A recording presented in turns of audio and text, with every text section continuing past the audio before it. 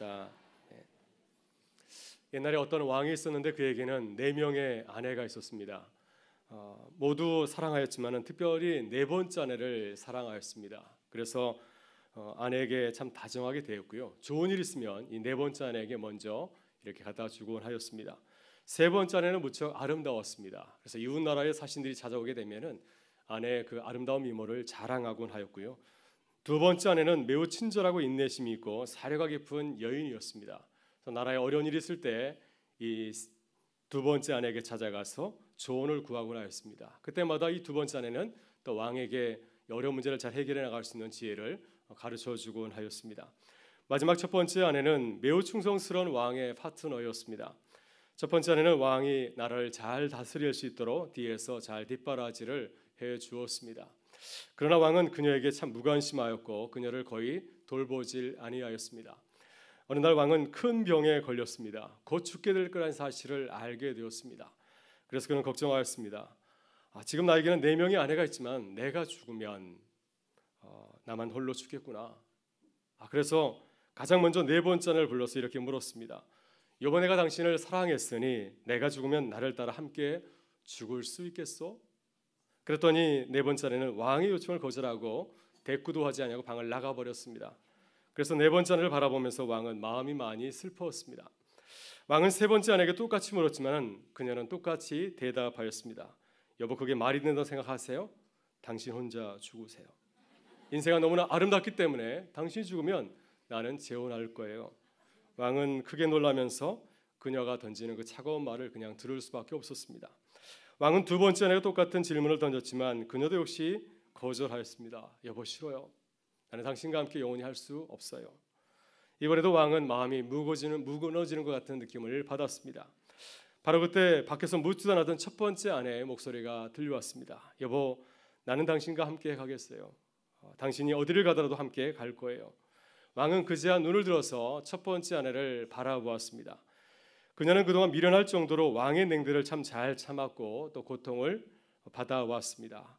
왕은 그제서야 그녀를 바라보면서 자신의 잘못을 뉘우치며 말하였습니다. 여보, 내가 그동안 기회가 참 많았는데 당신에게 잘했어야 되는데 정말 미안하구려. 첫 번째 아내에게 잘하는 우리 모두가 되실 수 있기를 바랍니다. 여러분, 이 이야기는 우리들의 이야기입니다. 우리의 삶을 가만히 들여다보게 되면 우리도 역시 4명의 아내를 두고 있기 때문이죠. 이 4명의 아내는 누구이겠습니까? 첫 번째 아내는 바로 우리 몸을 가리킵니다.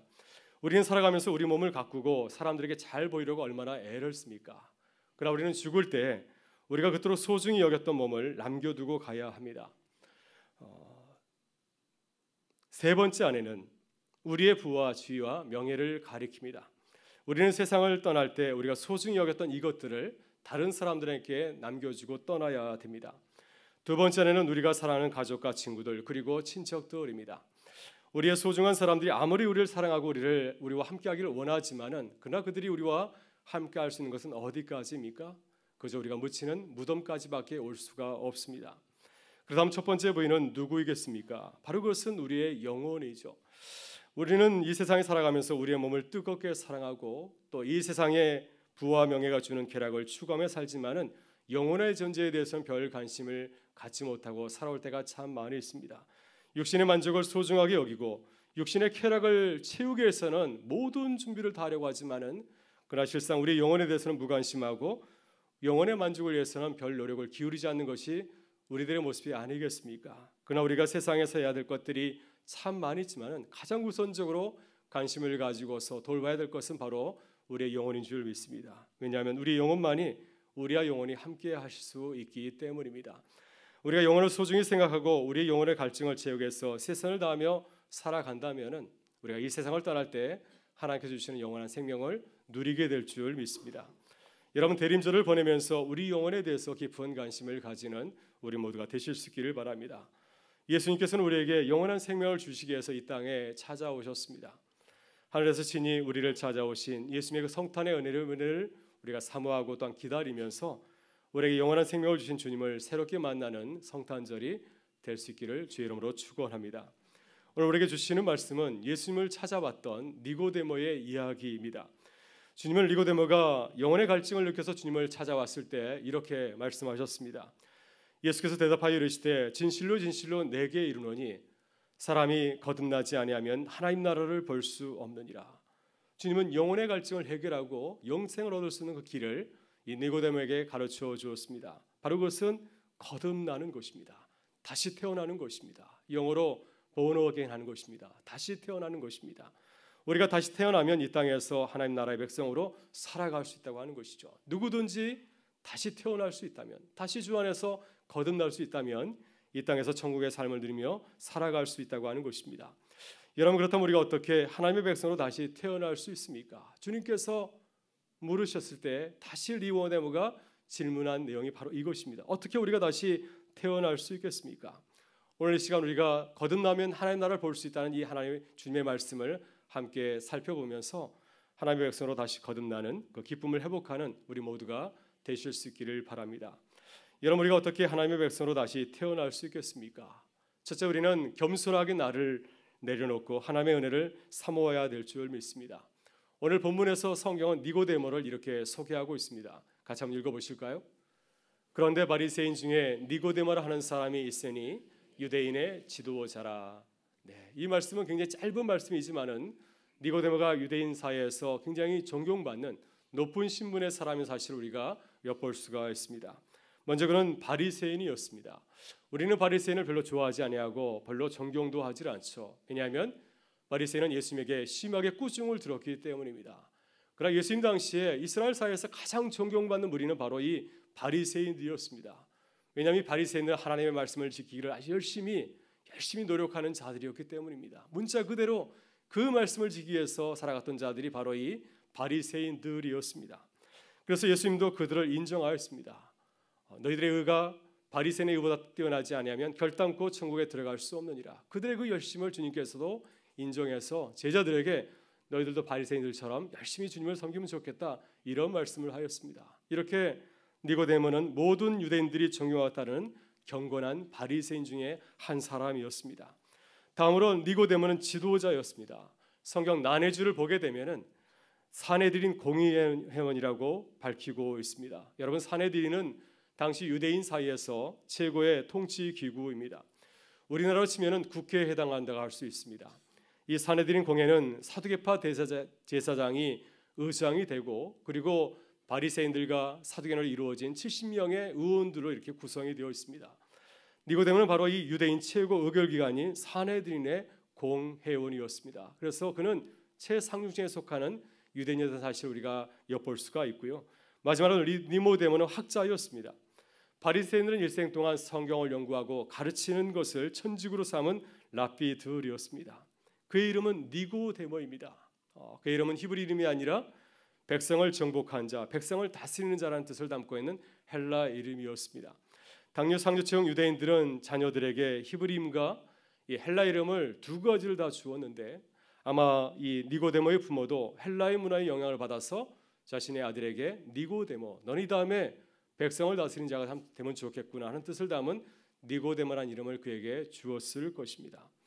외국에서 살다 보면은 이민자들이 그 나라의 이름을 짓는 경우가 참 많이 있습니다. 미국에서도 많은 이민자들이 자신의 자녀들에게 미국의 이름을 이렇게 지어주곤 하죠. 저희 또 둘째 아이가 미국에서 태어났을 때 그 아이 이름을 케렌이라고 이렇게 지었습니다. 순수한 뭐 이런 뜻을 담고 있습니다. 참 좋은 이름이 아니겠습니까? 네, 나중에 알고 보니까 이것은 할머니들이 지어주는 이름들이었습니다. 자기 또래에서는 그런 이름을 찾아볼 수 없어서 나중에 아이에게 참 미안한 마음을 가졌던 적이 있습니다. 네, 이 니고데모 부모님도 그에게 이렇게 헬라 이름을 지어주었죠.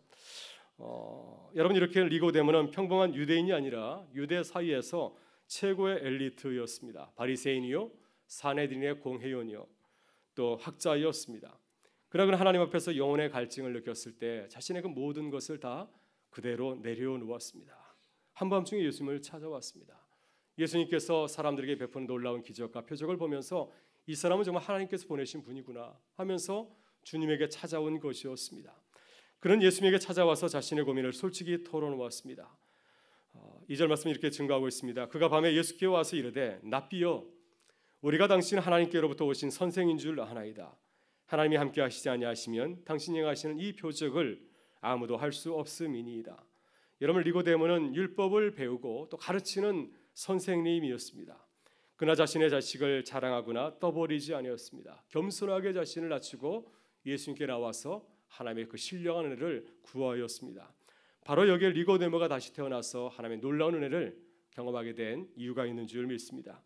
여러분, 우리는 얼마나 하나님 앞에서 겸손하게 하나님의 은혜를 구하고 있습니까? 혹시 우리의 모습을 내세우고 있지는 않습니까? 우리가 가지고 있는 부나 명예, 또 우리가 주 안에서 얼마나 열심히 신앙생활을 했는데 나의 신앙의 경력이나 나의 신학적인 지식이나 성령 연사를 자랑하지는 않습니까? 하나님의 은혜보다는 나의 인간적인 모습을 내세우고 자랑하고 있지는 않습니까?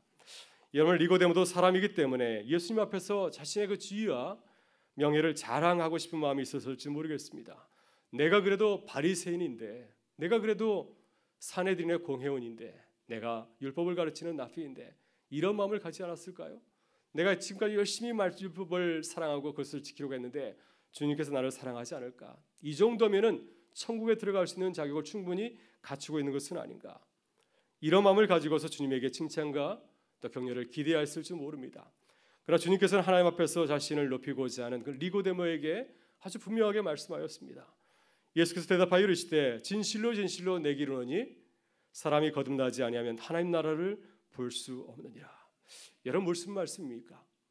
예수님께서는 분명히 말씀하였습니다. 내가 아무리 인간적으로 높은 지위를 갖고 있다 할지라도, 내 신앙의 경력이 다른 사람보다 훨씬 더 뛰어나다 할지라도 다시 태어나지 아니하면, 거듭나지 아니하면 하나님 나라에 들어갈 수 없다고 하는 것입니다. 모든 사람이 거듭나지 아니하면 하나님 나라에 들어갈 수 없다고 하는 것입니다. 이 말씀은 니고데모를 비롯하여 우리 모든 사람들을 가리키는 줄 믿습니다. 여러분, 바울 사도는 빌립보서 2장에서 이렇게 말씀합니다.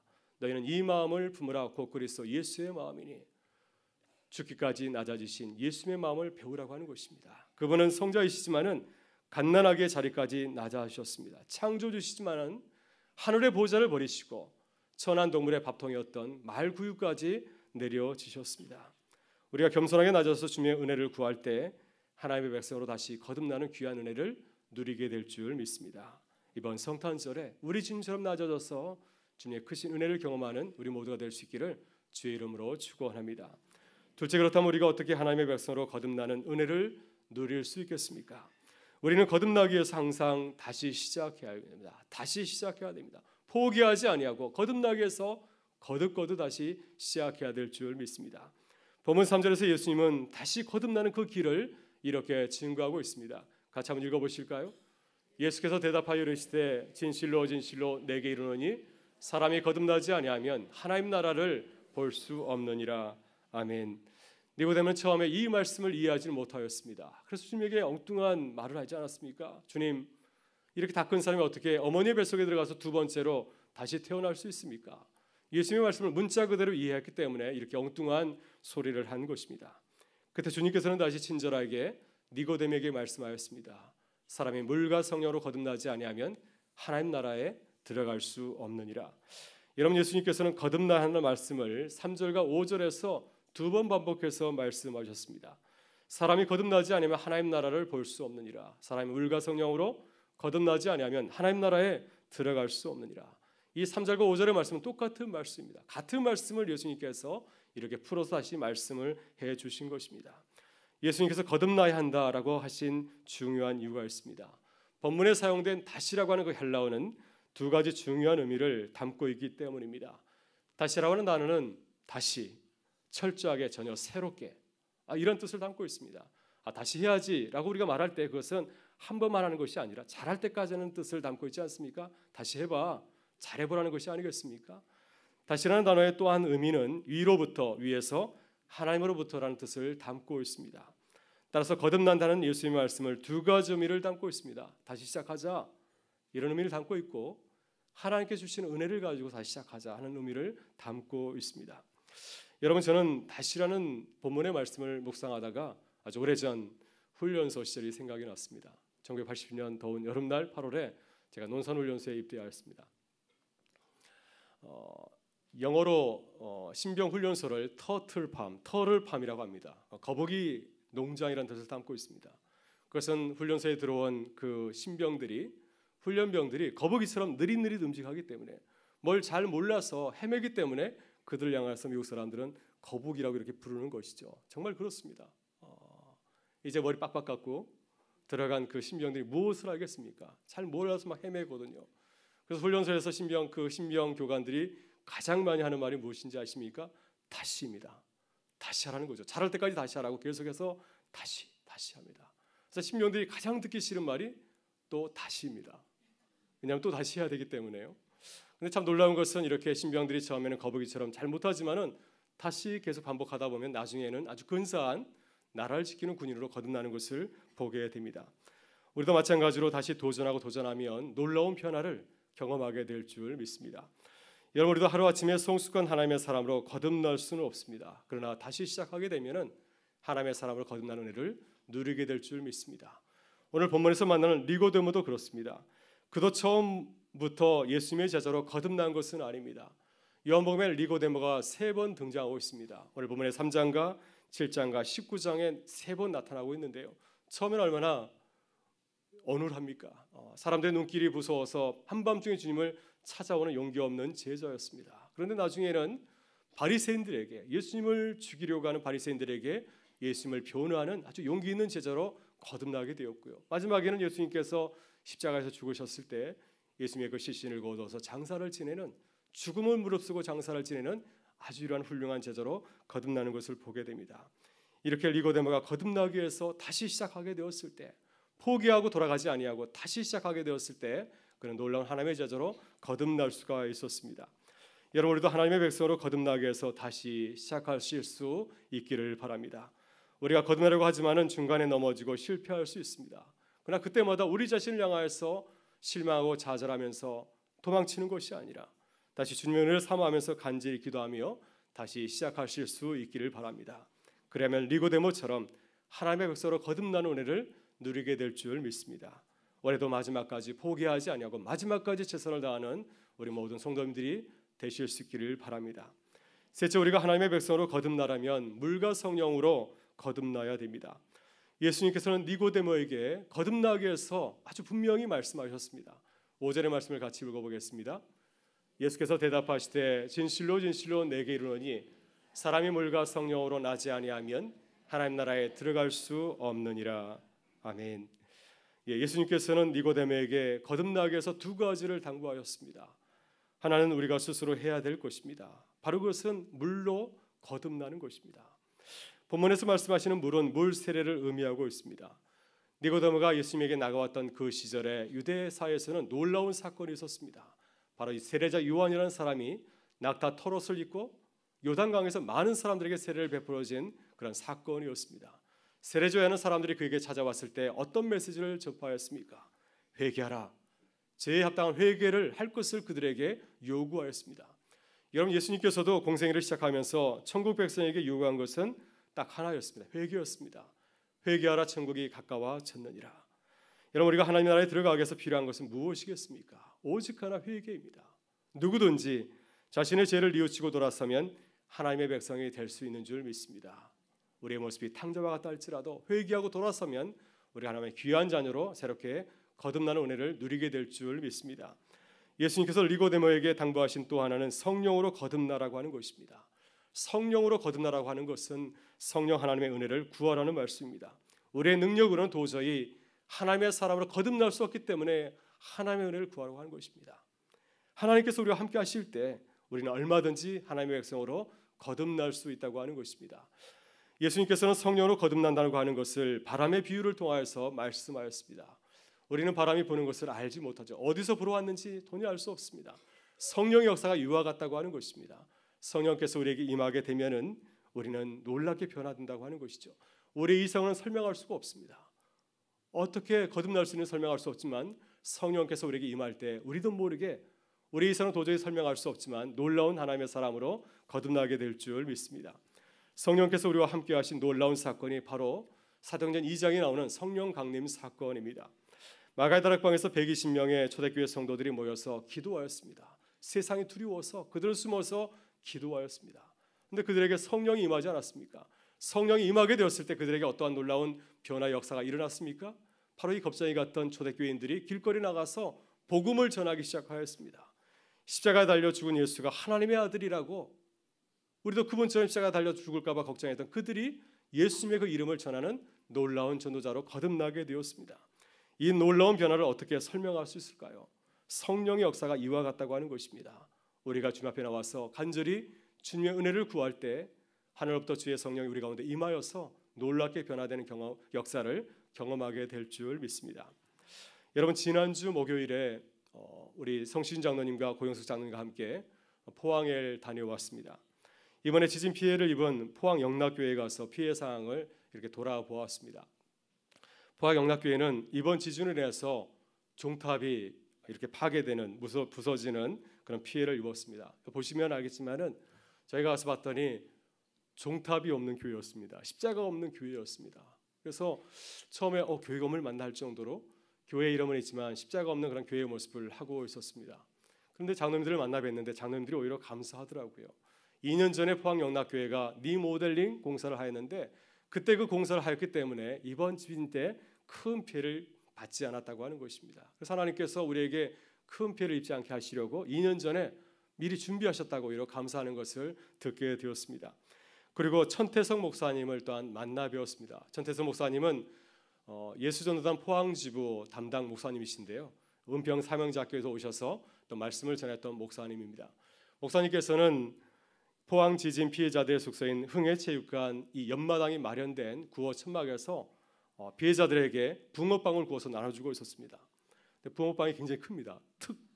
붕어빵에서 보통 붕어빵이 한 3배, 4배 되는 것 같아요. 그래서 하나 먹기가 참 버거울 정도로 굉장히 많은 양이었습니다. 그래서 매일같이 800개씩 붕어빵을 찍어가지고 거기 있는 피해자들에게 나눠주는 귀한 사역을 하고 있었습니다. 마지막으로 이번에 가장 많은 피해를 입었다고 하는 기독교 대학인 한동대학교를 돌아보았습니다. 학교 건물 곳곳에 공사 천막을 치고 보수 공사를 하고 있었습니다. 이 한동대학교가 지진 바로 이제 가장 가까이서 큰 피해를 입었다고 하는데 걱정이 참 많이 되었습니다. 어떤 모습일까 했는데 다행스럽게 학교는 참 평온하였습니다. 한동대학교를 돌아보고 이제 학교를 떠나는데 학교 진입로에 있는 현수막에 걸린 한 문구가 저희들의 시선을 사로잡았습니다. 코피가 터져도 새벽 기도는 해야 된다. 기독교 대학에서 다르더라고요. 아마 새벽 기도를 인도하는 그 목사님이 인도하다가 이렇게 코피가 난 모양입니다. 그래서 학생들이 그것을 생각하면서 코피가 터져도 새벽 기도를 해야 한다. 이런 문구를 써놨는데 그 말씀이 참 닿았습니다. 정말 그렇구나. 이런 하나님께 간절한 은혜를 구하면서 나아갈 때 우리에게 지진이 일어난다 할지라도 그것을 이길 수 있는 하나님의 사람으로 거듭날 수 있지 않을까 하는 생각이 듭니다. 그래서 포항을 다녀오면서 큰 감사를 하면서 돌아오게 되었습니다. 사랑하는 여러분, 성탄절이 가까이 다가오고 있습니다. 오늘 주님께서는 우리에게 놀라운 복음을 전해주고 있습니다. 사람이 거듭나지 아니하면 하나님 나라를 볼 수 없느니라. 사람이 물과 성령으로 나지 아니하면 하나님 나라에 들어갈 수 없느니라. 이 말씀이 우리 가운데 이루어질 수 있기를 바랍니다. 이번 성탄절에는 우리 모두가 새롭게 거듭나는 기쁨을 누릴 수 있기를 바라고요. 물과 성령으로 새롭게 거듭나는 우리 모두가 되실 수 있기를 바랍니다. 그래서 새롭게 거듭난 하나님의 사람이 되어서 한 해를 보내고 새해를 맞이하는 우리 교회와 모든 성도님들 되실 수 있기를 주의 이름으로 축원합니다. 함께 일어나셔서 함께 찬양하며 나가겠습니다.